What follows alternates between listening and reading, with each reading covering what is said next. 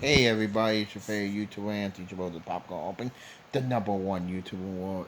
It's reaction time. We're gonna do a reaction to my good friend Melissa B. Craft's video, how he become an influencer. 2017,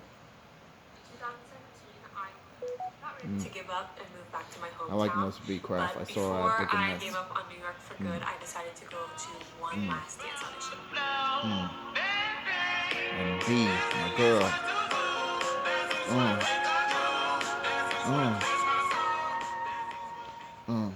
Hi guys, what is up? I've been wanting to make this video for a really long time, and now that there's 40,000 of you, I figured this was the perfect time to properly introduce myself and tell you a little bit of my story. My name is Melissa B. Craft, and if you follow me on any other social media platforms, then you may know me from my many dance videos.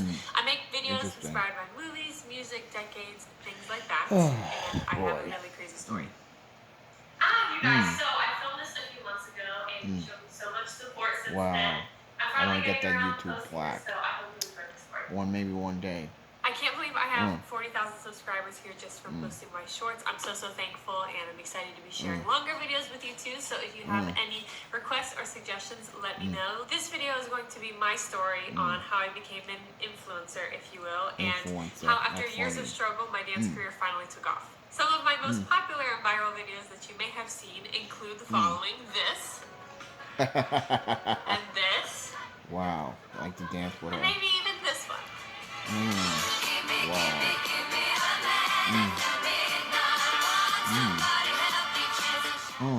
If you don't know me, which is fairly reasonable, I'm going to give you a quick background about myself. I'm a dancer, content creator, and a dreamer based here in New York City. On TikTok, I'm most known for my Gimme Gimme Gimme a Man After Midnight dance trends, my videos Dancing in the Rain, and various other videos where I dance. Wow. And then I immediately look down, which is not good. I'm a professional dancer here in New York City. I dance for the NBA Brooklyn Nets. And that was true before I started any social media platforms. But since I started making videos, my life and my career has changed in so many ways, and in ways that I could have never predicted. I think it's an important part of my story to share how much all of this means to me. And for you to understand what all of these platforms mean to me, I have to give you a little bit of my background as a starving artist. My name is Melissa B. Craft, and I've been dancing for 4 years. I started my 8th grade year, and it's now my senior year, so I'm topping off my 4th year. When I was 13, I decided to start to dance, which, if you don't know anything about dancing, it's a pretty late age to start. When I first started, I was a hot mess. Like, I had no idea what I was doing. I quickly fell in love with it, though, and I decided to try to make it my career. It's important to dance because it gives you so much freedom. You can be a different person. You can be so vulnerable, and you can be who you really are instead of having to put on a false. I've always been up for the challenge of pursuing my passions, but I really didn't have a proper idea of the challenge that was truly ahead of me. I did not go off to college. I moved to New York City, and I joined the Broadway Dance Center's professional semester program, and I thought I was going to take the city by storm. Spoiler alert, that did not happen. Oops. Look at a cat. Good to see you.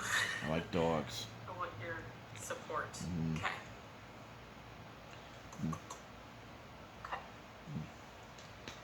I suffered a back injury. Keep in mind. I suffered a back injury, and I had to move home for around a year and a half. And after I recovered, when I moved back to the city, I was certain this time I was going to make it big. But in 4 years of being back in the city, I only booked one dance job. And I almost quit and left so many times. And if you're a dancer, then unfortunately rejection is a big part of your career.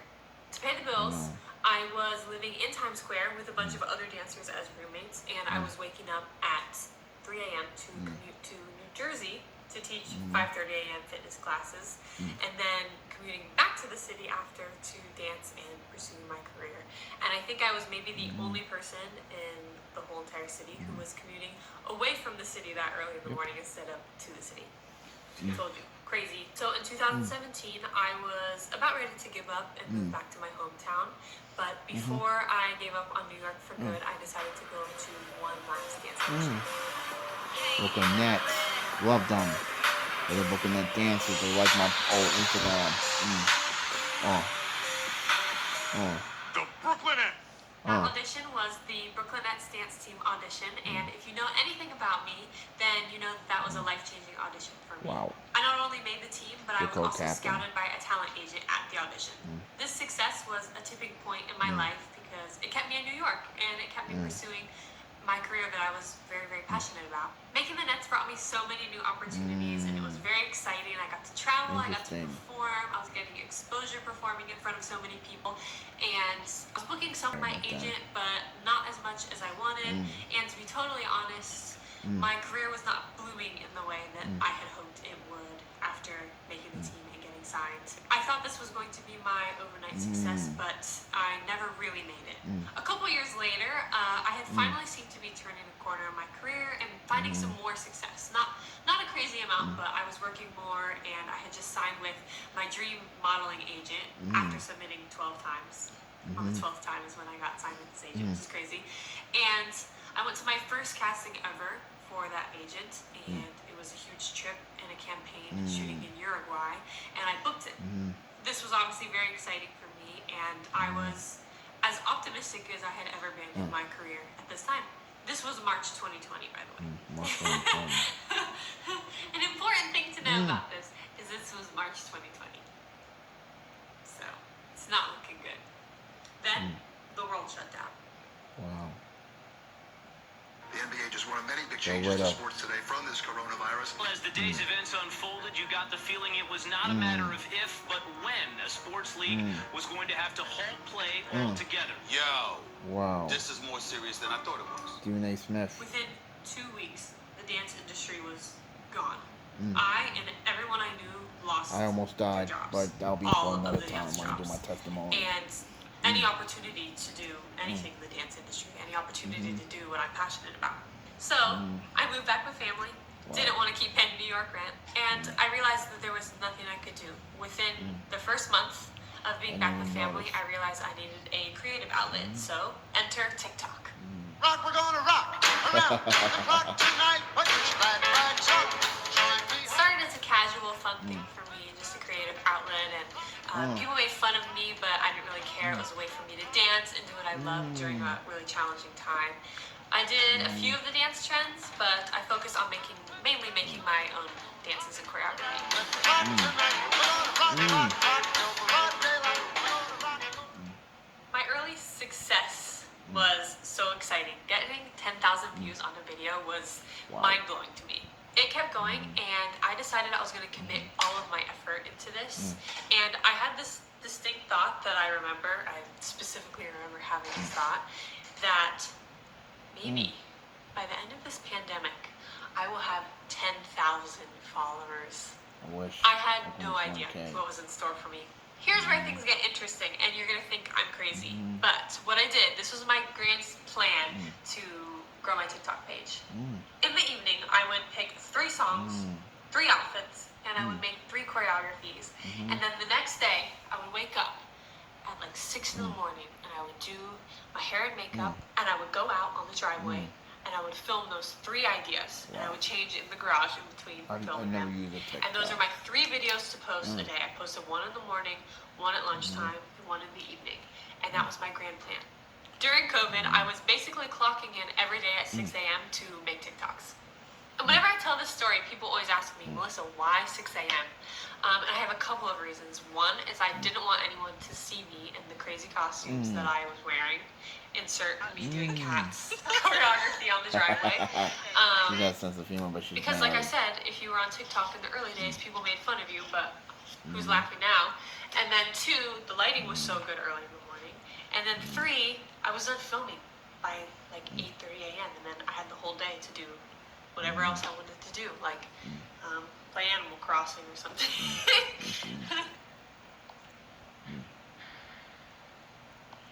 Okay. I started coming up with series like Dancing Through the Decades, Dancing Through the Movies, recreating Me too. I music wish I could videos, song etc., them etc., and but things I like will that. one day. And I didn't have any of my clothes with me because they were in storage in New York, so I put together my costumes by borrowing clothes from family and friends. This was a super fulfilling time for me because it was so exciting to see people get so excited about what I was going to come up with, and and what dance is she gonna do next, or what song is she gonna use next. And at the time, it didn't really feel like other people on the app were making the type of content that I was creating. I had struggled for so many years in my career with people not really appreciating or even seeing my dancing. And this is why I always appreciate and love my followers and my fans so much. And another cool thing is, at the time, there wasn't really an avenue for professional dancers on TikTok, aside from the TikTok dances. And the dancers who were unemployed were paving the way for dancers to have this sort of platform on the app. Oh boy. So one day when I was filming my videos, it started to pour down rain. I was in the middle of filming something else and I was so mad because I had done my hair and my makeup for my videos that day, like I had mentioned. So the rain ruined all my content plans for that day. On the spot, and I actually remember calling my sister about this and saying, oh, it started raining and I'm so mad, but maybe I could just go out there and do Maniac from Flashdance. The maniac, This decision changed my life because this was my first viral video. Until then, I had been happy with my slow and steady growth, but having a viral video is a new type of feeling. At the time, Barclays Center was my largest audience I had ever performed for at 20,000 people per name. I remember so distinctly someone told me, Melissa, how many Barclays Centers is 1 million people? Wow. And 1 million people is 50 Barclays Centers packed to the brim. I had never had an audience that big. I couldn't believe it. This video gave me a bigger audience than I had ever performed for. So I kept making videos. I continued on my insane shooting schedule. I had a few other hits and my rain dances were always popular. And this is where things get a little frustrating because I kept making videos that were going viral and then getting taken down by TikTok. And it was always taken down for minor safety, like they thought I was a child. I had a rain dance to Umbrella, hit 5 million views in a couple of hours. And it got taken down. And I disputed it, and it never got put back up. That's why I'm really happy to be making videos on a platform that never takes anything down or demonetizes anything without reason. 2 months after my first viral video, my next breakthrough came when I created a dance to Give Me a Man After Midnight. This went majorly viral. This trend took off almost instantly, and it was mind-blowing to see so many people doing my dance. People were tagging me in their videos from Bali, and Singapore, and France, and Morocco, all around the world. Like, this dance was global. And 2.5 years later now, people are still tagging me in videos every day of it. It has been a surreal experience. Wow. I remember I had the video ready to post, and I was boarding an airplane, and I hit post. And then waiting in line, get on the airplane, sit down, open up TikTok. 200,000 views already. Wow. And then the airplane takes off, and I'm thinking, what's it going to be at when I land? And after a short hour-and-a-half flight, it had already reached 2 million views. One of the bigger challenges is that it's really hard not to view your value as determined by your number of followers growing. I majorly stagnated on TikTok before I reached 1 million followers. I hit 950K within 8 months of starting on the platform. I prepared my celebration video to post when I reached 1 million followers, and then I waited over a year until I went from 950K to 1 million. I was getting excited, you know. Something that's another challenge for me is that I try really hard to maintain a clean, family-friendly brand on my social media platforms. I don't use explicit music in my videos. The main reason being that I love to see young dancers watch and comment on my videos and say that I have inspired them. And I want young dancers to be able to watch everything I create. Inspired me. I get so much feedback on how I'm inspiring young dancers. This really keeps me going and keeps me creating because I remember being a young dancer and social media wasn't really a thing when I was a young dancer, but the dancers who were out there in the media and on the TVs, they were everything to me, and they were an example that I could do it. And if I'm that for any dancer, then that's really all I need to be. But not using explicit music can be frustrating sometimes because I'm not able to participate in a lot of the popular dance trends that are out there. Content creating completely changed my life. It was the first time I had any major success doing what I love. It took my career from something I desired to something that I now have. And now that I'm back here living in New York, it's a whole new experience because of my social media. I got to walk my first red carpet because of my social media. It was for J-Lo's documentary premiere on Netflix, and it was the opening day for the Tribeca Film Festival. And they posted on their Instagram, like, look at the celebrities attending the opening day for Tribeca Film Festival. J-Lo. So you open the post, and it's J-Lo, Swipe. Oh, Lin-Manuel Miranda. Yeah. Swipe. French Montana. Okay, Swipe. yeah. Melissa B. Craft. That's a big That's one. crazy. Wow. Ah. And now in my career, a job that I would maybe get once a year, I'm getting around once a month. Casting directors will request me by name because of my I social would like media. that to be my As someone who has cinematic not had an universe. easy career path, I'm We'll have just to wait and so see. happy to be where I am today. To keep it totally real with you guys, I'm not that big, but I'm so thankful for the success that I've had so far. A lot of people ask me what's next for my social media, and to that I say I don't know, because I don't to know be either. honest, I started by making silly videos on a driveway, and I never knew where that would take me. And now that that has taken off, I realized I have never known really exactly what I'm doing, and I'm just doing. That's why I want to make content that you guys really like and that you Me think is too. interesting and that is I don't maybe know helpful when. to you, I and don't know. hopefully you guys will want to stick around to see how my story goes. That's my video. I hope that you guys like it. I'm new to YouTube, did. and I've only been posting shorts, but I want to make more long-form content. I hope that my story inspires you, especially You if you did want to be inspire an me. artist of any kind. This industry can be very challenging, but you can do it too. Let me know what kind of videos you guys want to see. I think I'm supposed to tell you to like and subscribe. Comment with stuff that you'd like to see. I promise I'll read it and respond if I can. Bye. Bye, Melissa. That's good. Now please subscribe to my YouTube channel, to Melissa B. Craft. Now please subscribe to my YouTube channel, Angelo the Popcorn Open, the #1 YouTuber. You can follow me on Twitter.com for 50. My Anthony Chabot at Instagram, Anthony Chabot. My Facebook.com, Anthony Chabot. Share with friends, family. Click on notification and do come up for. And so far, I got 8 days. The world is not on something new. Anthony out.